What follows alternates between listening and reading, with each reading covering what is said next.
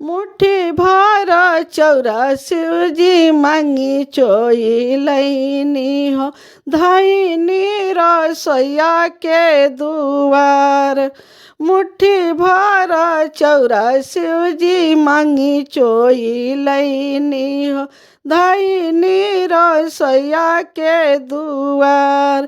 केने गैलू गौरा दै हो भोजन बनैबू, बड़ा जोर से लागल बा भूख। केने गैलू गौरा दै हो भोजन बनैबू, बड़ा जोर से लागल बा भूख। बिनिया चुनी गौरा धैली सिरहनावा हो, बसहा जे गईले तुराई। बिनिया चुनी गौरा धैली सिरहनावा हो, बसहा जे गईले तुराई। बसहा तुराई गईले चौरा सब खाई गईले, काई हम भोजन बनाई। बसहा तुराई गईले चौरा सब खाई गईले, काई हम भोजन बनाई। घूमिया फिरी जब अइनी महादेव, बैठनी रसोइया के दुआर। घूमिया फिरी जब अइनी महादेव, बैठनी रसोइया के दुआर। केने गैलू गौरा दै हो भोजन परोसहु, बड़ा जोर से लागल बा भूख। केने गैलू गौरा दै हो भोजन परोसहु, बड़ा जोर से लागल बा भूख। का हम कहीं शिवजी लाजो के बतिया हो, कहले बिन रहलो न जाई। का हम कहीं शिवजी लाजो के बतिया हो, कहलो बिन रहलो न जाई।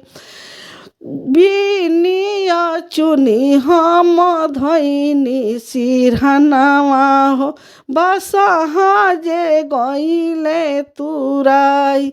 बिनिया चुनी जब धैनी सिरहनावा हो, बसहा जे गईले तुराई। बसहा तुराई गईले चौरा सब खाई गईले, काई हम भोजन बनाई।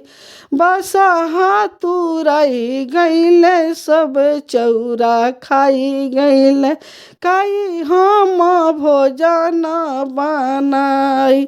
अब ताऊ घटबो गौरा तोरो खाना दानावा हो, काई तू सिखलू सहुर।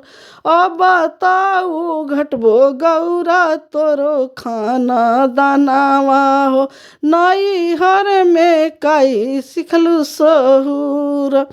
एतना बचनी सुनी गौरा दुखित भइली हो, शिवादी के दिहली जवाब।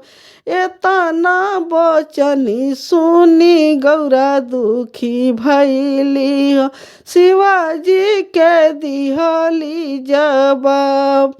नाही तो बणी शिवजी महल अटरिया हो, मड़ाई पे तना गुमान।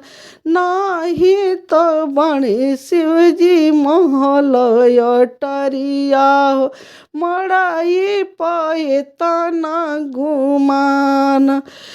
मिरिगा के छलवा हो कमर में लटपले बानी, नाही बाणे देही भर पोशाक।